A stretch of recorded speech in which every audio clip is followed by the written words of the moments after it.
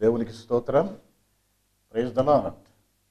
దేవుడు మిమ్మల్ని ఈ ఆధ్యాత్మిక కార్యక్రమానికి ఆహ్వానిస్తూ ఉంటున్నాడు. దేవుని వాక్యాన్ని ధ్యానం చేసుకుందామా? దైవస్వరం అనేటువంటి యొక్క ఆధ్యాత్మిక కార్యక్రమంలో మీరు పాల్గొందుతున్నందుకు నేను ఎంతో సంతోషిస్తూ ఉన్నాను. దైవవాక్యాన్ని ధ్యానం చేసుకుందాం.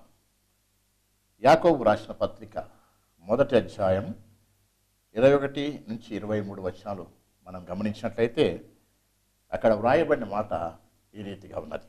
అందుచేత సమస్త కల్మషమును విర్రవీగుచున్న దుష్టత్వం మాని లోపల నాటబడి మీ ఆత్మను రక్షించుటకు శక్తిగల వాక్యమును సాత్వికంతో అంగీకరించుడి.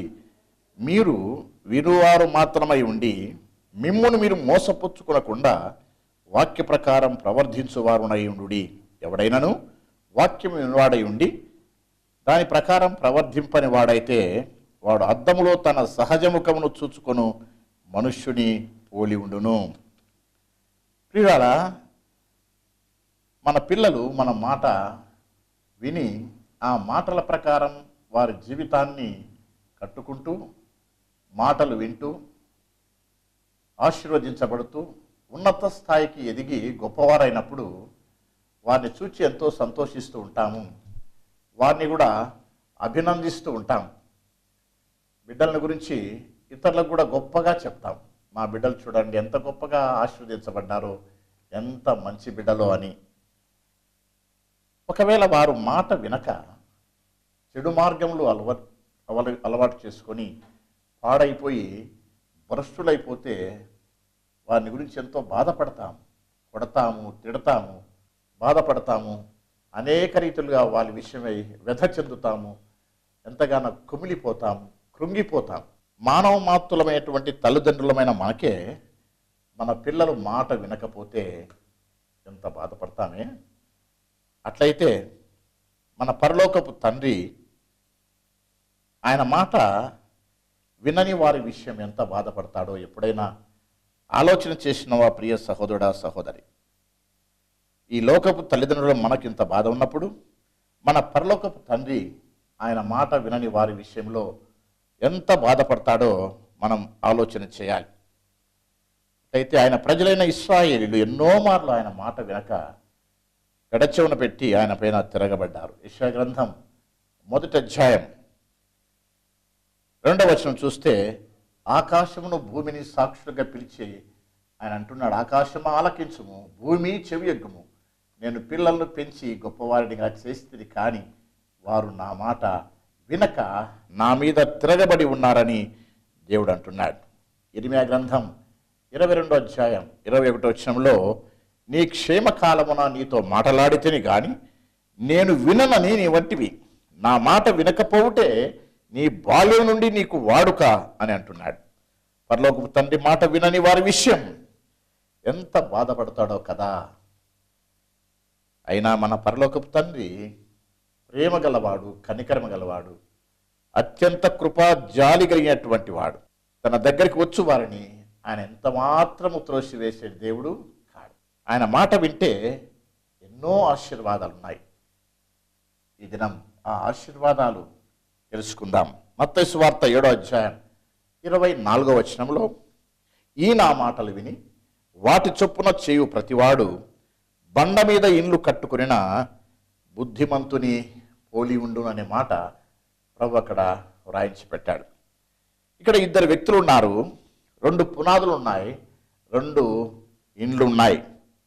ఒకడు బుద్ధిమంతుడు, ఒకడేమో బుద్ధిహీనుడు. బండ మీద కట్టుకున్నాడు బుద్ధిమంతుడు, ఇసుక మీద పునాది వేసి కట్టుకున్నవాడు బుద్ధిహీనుడు. ఒక ఇల్లు కట్టబడినప్పుడు ఆ పునాది పటిష్టంగా ఉండాలి, బలంగా ఉండాలి, లోతుగా వేయబడాలి. ఆ ఇల్లు ఎన్ని అవాంతరాలు వచ్చినా కూడా అది కూలిపోదు. ఒక దినం వచ్చింది, వాన వచ్చింది, వరద వచ్చింది, తుఫాన్ వచ్చింది, ఆ ఇంటి మీద కొట్టింది, 2 ఇండ్ల మీద కొట్టింది. బండ మీద కట్టబడినటువంటి ఇల్లు స్థిరంగా పటిష్టంగా ఉండిపోయింది. ఇసుక మీద కట్టిన ఇల్లు గాలి విసిరి దాని మీద కొట్టగానే అది కూలిపోయింది. దాని పాటు గొప్పది అని రాయబడింది. ప్రియ స్నేహితుడా, సోదరి, బండ మీద కట్టబడిన ఇండ్లు అది ఆయన మాట ప్రకారం విని కట్టుకొనిన బుద్ధిమంతుని పోలిన ఇండ్లుగా ఉంది. ఆ బండ ఎవరో తెలుసా? మొదటి కొరింథీయులకు రాసిన పత్రిక 10వ అధ్యాయం 4వ వచనంలో రాయబడింది. ఆ బండ క్రీస్తే. క్రీస్తు పైన, క్రీస్తు వాక్యం పైన, క్రీస్తు ఉపదేశం ప్రకారం మన జీవితం అనే ఇల్లును కట్టుకున్నప్పుడు, మన గృహాలు కట్టుకున్నప్పుడు, మన జీవితాలు కట్టబడినప్పుడు ఆ ఇండ్లు స్థిరంగా ఉంటుంది, పటిష్టంగా ఉంటుంది. బండ మీద కట్టబడినంత మాత్రం చేత అలలు కొట్టలేదా, వాన రాలేదా, దాని మీద విసరలేదా? అంటే క్రీస్తును నమ్మినా, క్రీస్తు పైన మన జీవితాలు కట్టుకున్నా అలలు రావని లేదు, కష్టాలు రావని లేదు, బాధలు రావని లేదు, ఇరుకులు, ఇబ్బందులు, ఆర్థిక సమస్యలు, సంక్షోభం కలగదని లేదు. కానీ ఎన్ని కలిగినా ఆ ఇండ్లు పడిపోలేదు. కారణం ఏంటో తెలుసా? ఆ ఇండ్లు బండ మీద కట్టబడినందువలన. అందుకే నా మాట విని వాటి చొప్పున చేయు ప్రతివాడు బండ మీద ఇండ్లు కట్టిన బుద్ధిమంతుని పోలి ఉన్నాడు. అలాంటి వ్యక్తిని దైవవాక్యం అంటుంది బుద్ధిమంతుడని. దేవుని మాట వినక ఇసుక మీద కట్టినటువంటి వాడిని ఏమంటుందంటే బుద్ధిహీనుడని. అట్లయితే ఈ దినం మనం ఏమై ఉన్నాం? బుద్ధిమంతులుగా ఉండి ఆయన మాట విని ఆయన వాక్య ఉపదేశం పైన మన జీవితాలు కట్టుకుంటున్నామా? లేకపోతే మన జ్ఞానానుసారంగా లౌకికమైన పద్ధతుల్లో జీవిస్తూ మనం మన జీవితాలు కట్టుకుంటున్నామా? చూశారా, ఆ ఇండ్లు పాటు ఏమైపోయిందో? కూలిపోయింది. కారణం ఏంటంటే ఇసుక మీద కట్టబడింది కాబట్టి. ఆ వ్యక్తిని లేఖనం అంటుంది, దేవుడు అంటున్నాడు బుద్ధిహీనుడని. కాబట్టి ఒక దినం ప్రియ సోదరి, ఈ లోకం పైన దేవుని తీర్పు రాబోతుంది. పంచభూతాలు మిక్కుటమైన వేండ్రముతో లయము కాబోతున్నాయి, కృత్యములన్నీ కాలిపోబోతున్నాయి. నీ పరిచర్య నీవు నిలిచేవాడివిగా నీవు ఉండాలంటే నీవు ఆయన మాట విని బండ మీద ఇండ్లు కట్టుకొనిన బుద్ధిమంతుని వలె పోలి ఉండాలని దేవుని వాక్యం సెలవిస్తూ ఉంది. రెండవదిగా మనం ఆలోచన చేసినప్పుడు మొదటి రాజుల గ్రంథం 10వ అధ్యాయం 8 నుంచి 16 వచనాలు చూస్తే ప్రవక్త అయిన ఏలియా సారైపతు అనేటువంటి గ్రామానికి వస్తాడు. అక్కడ ఒక ముసలావిడ విధవరాలు పుల్లలు ఏరుకుంటూ ఉంటుంది. ఆమెతో ఏలియా నాకు ఒక అప్పం చేసి అమ్మా అంటాడు. ఆ దేశమంతా కరువు కాటకంతో దుర్భిక్షముతో ఉంటుంది ఆ దినాల్లో.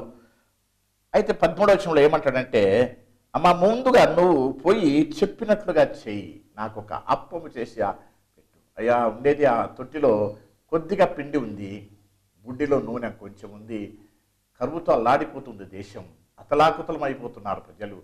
అది ఒక్కటి చేసుకుని నేను నా బిడ్డ ఏకైక కుమారుడు తర్వాత చచ్చిపోదాం అనుకుంటున్నాం బాబు, అది పెట్టమంటవేంది అని అన్నప్పుడు 13వ వచనం అంటాడు, ముందు నేను నీతో చెప్పినట్లుగా చెయ్యి. ఆ ముసలావిడ వెళ్ళింది, విధవరాలు వెళ్ళి ఏలియా తనతో చెప్పినట్లుగా ఆ అప్పం చేసి పెట్టింది ఉన్న కొద్ది పిండి నూనెతో.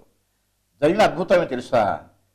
దేశమంతా కరువుతో దుర్భిక్షముతో అతలాకుతలం అయిపోయింది. కానీ కరువు అయిపోయేంత వరకు ఆ యొక్క సారేపతు విధవరాలు ఇంట పిండి అయిపోలేదు, నూనె అయిపోలేదు.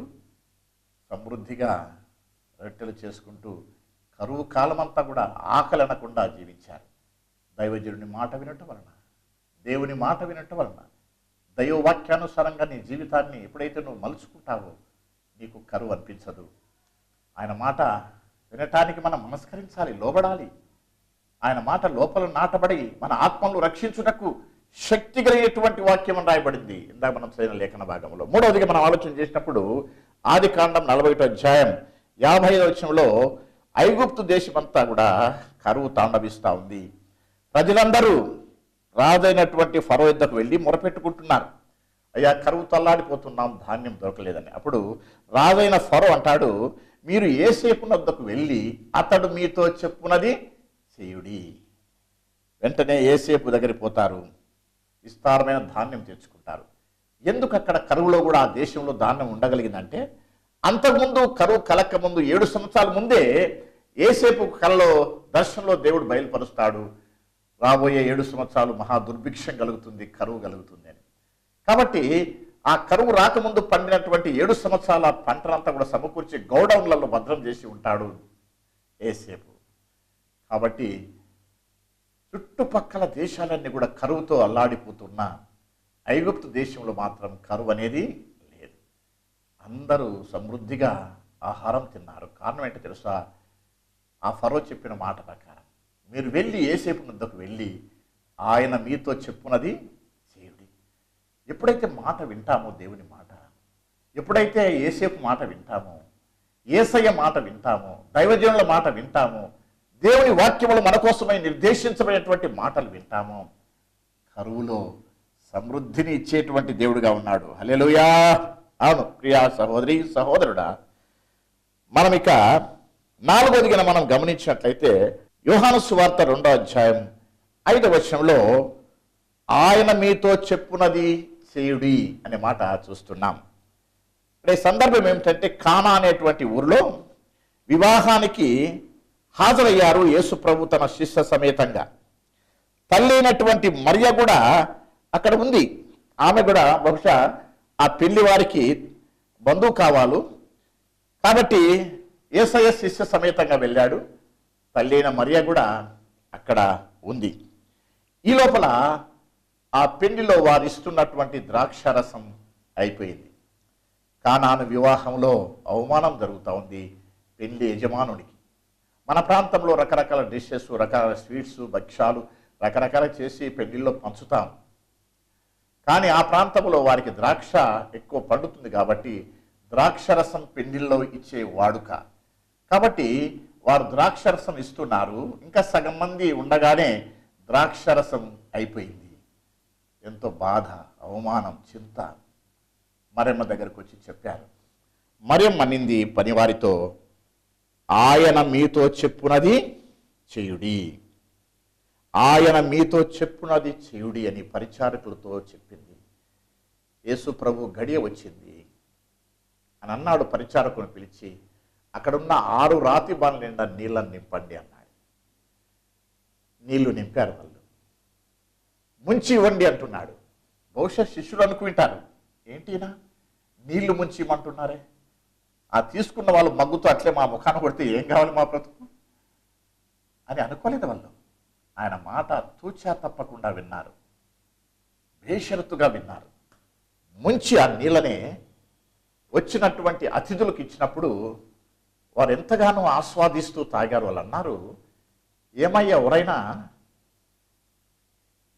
మంచి రసము పెట్టుకొని జబ్బు రసం ఇచ్చావే, మాకు ఇంత మంచి రసం పెట్టుకొని, మధురమైన రసం పెట్టుకొని జబ్బు రసం ఇచ్చావే ఇందాక అంటున్నారు. అంటే మనుషులు తయారు చేసిన అంతకుముందు ఇచ్చిన రసము అది జబ్బు రసంగా అనిపించింది.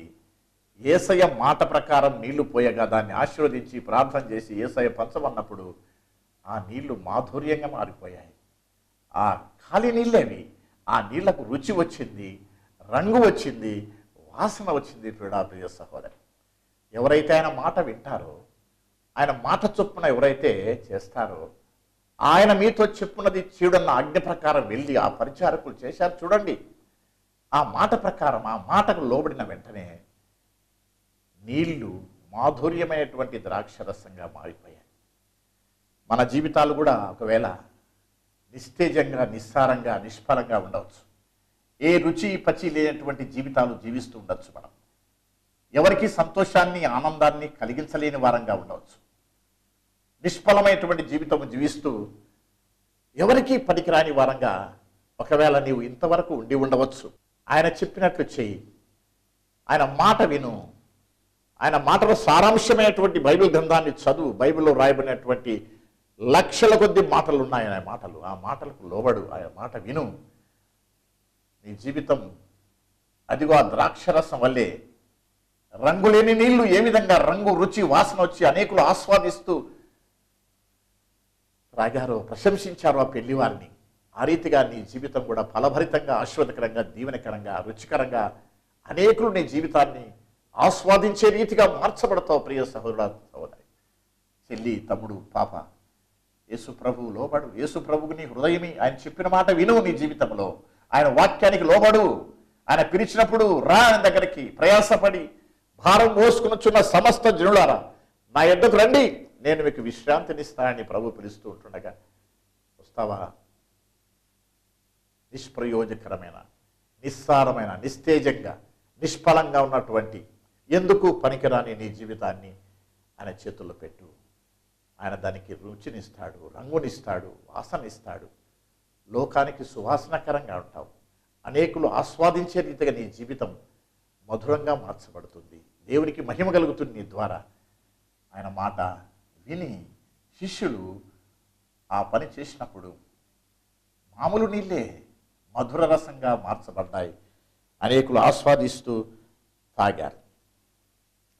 నాలుగవదిగా మనం చూసినప్పుడు ఇక్కడ లూకా సువార్త 5:4-7 మనం గమనిస్తే, ఈ అధ్యాయంలో పేతురు తదితర శిష్యులు చేపలు పట్టుటకై గెన్నెసరేతు అనేటువంటి ఒక సరస్సులోనికి వెళ్ళారు. చేపల పట్టుటలో ఎంతో నేర్పరితనం గలవారు. ఏ రేవులో ఏ చేపలు ఎక్కడ ఉంటాయో బాగా ఎరిగిన వారు. పుట్టినప్పటి నుంచి సముద్రంలో పడి వారు ఆ వృత్తి నేర్చుకున్నటువంటి వారు. వారి వృత్తి ఏది? వేస్తవారు.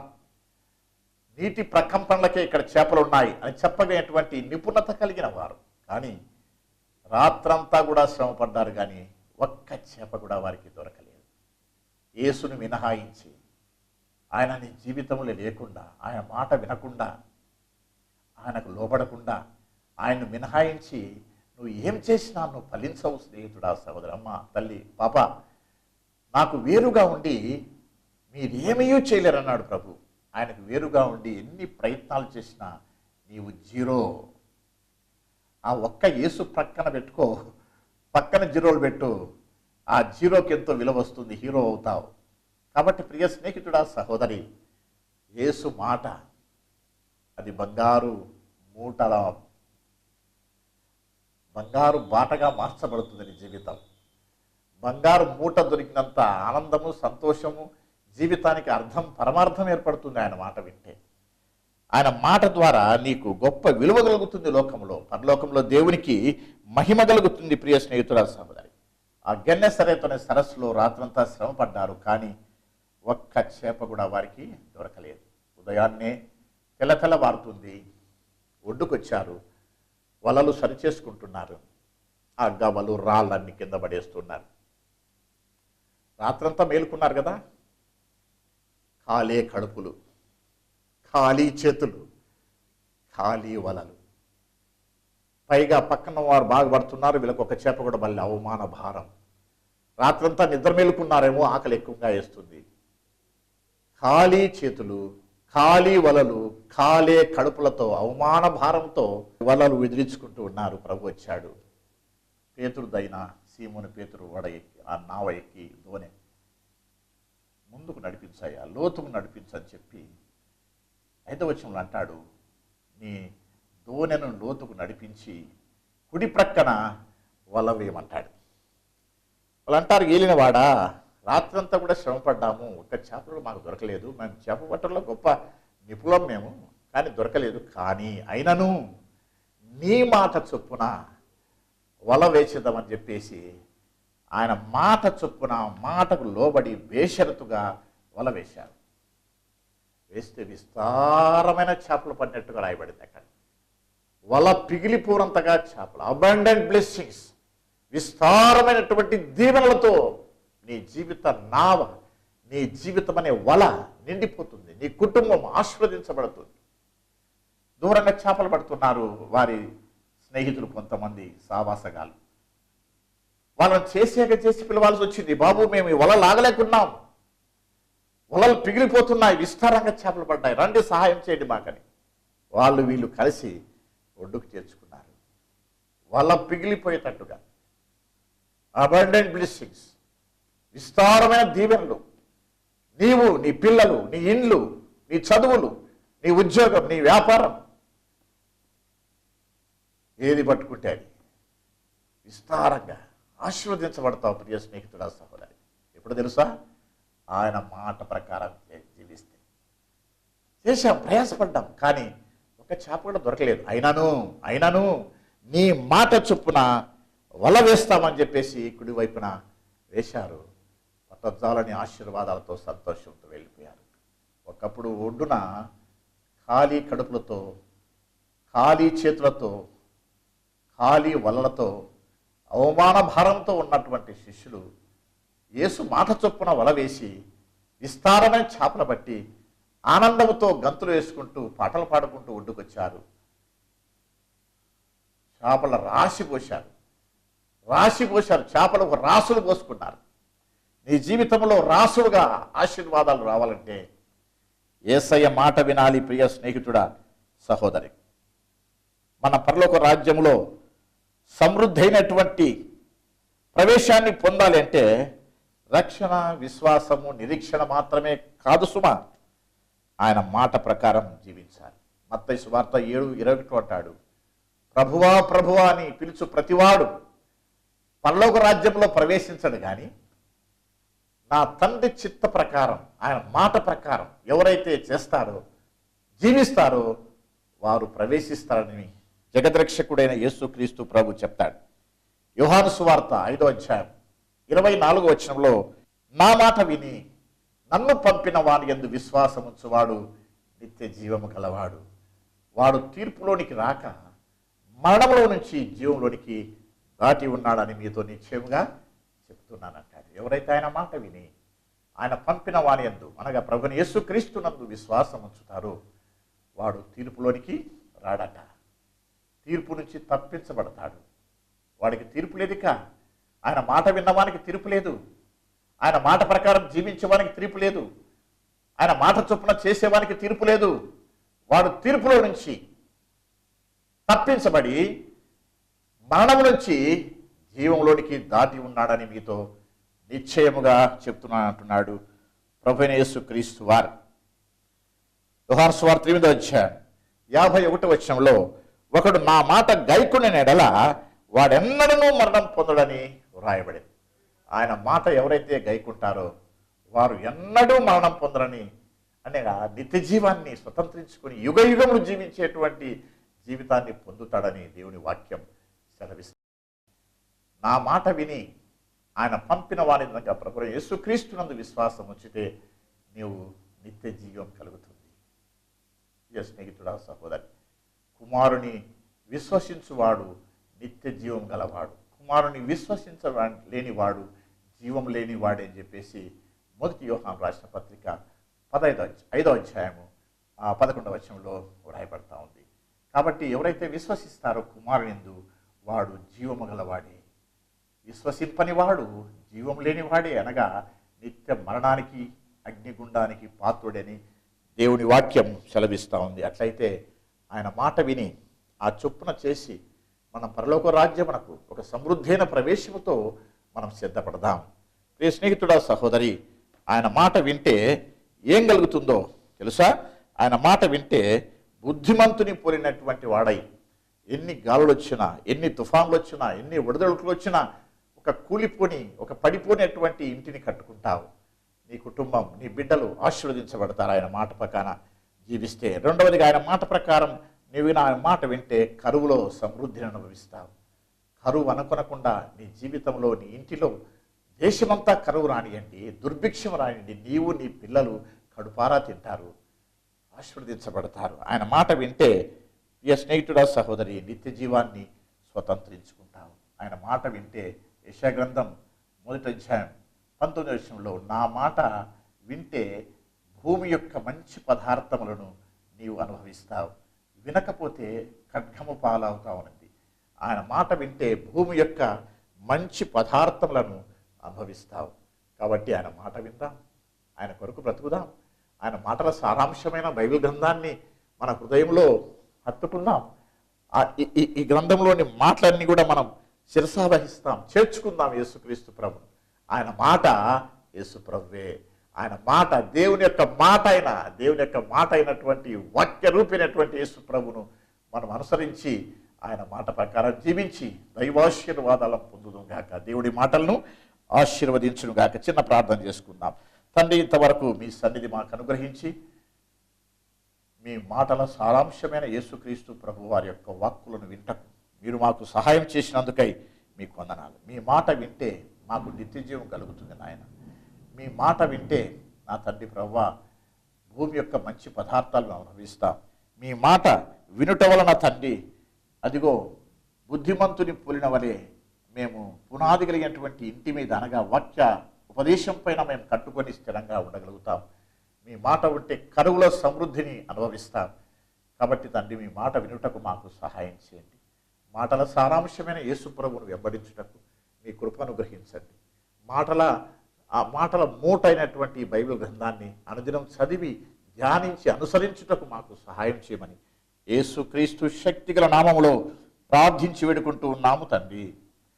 ప్రియ స్నేహితుడా, సహోదరి, మీరు ఇంకా ఇట్టి ఆధ్యాత్మిక సంగతులు, ఆత్మీయ విషయాలు తెలుసుకునే ఆలోచన ఉన్నట్లయితే మీ యొక్క సంతోషాన్ని మాతో పంచుకోనండి. మీ సలహాలు, సద్విమర్శలు మాకు తెలియచేయండి. మా address reverend doctor D Prasad, దైవస్వరము, హంపయ్య కాలనీ, నెంబర్ 179/9, గుంటకల్, అనంతపురం జిల్లా, ఆంధ్రప్రదేశ్, ఇండియా. దయచేసి మీ ప్రార్థన, సలహాలు, మీ సహకారం, ఈ సేవను ఇంకా ప్రోత్సహించుటకు మీ కానుకలు మీరు పంపదలిస్తే ఈ అడ్రస్ పంపండి. మా ఫోన్ నెంబర్ 7396949823. దేవుడు మిమ్మల్ని సమృద్ధిగా ఆశీర్వదించును. God bless you. వందనాలు.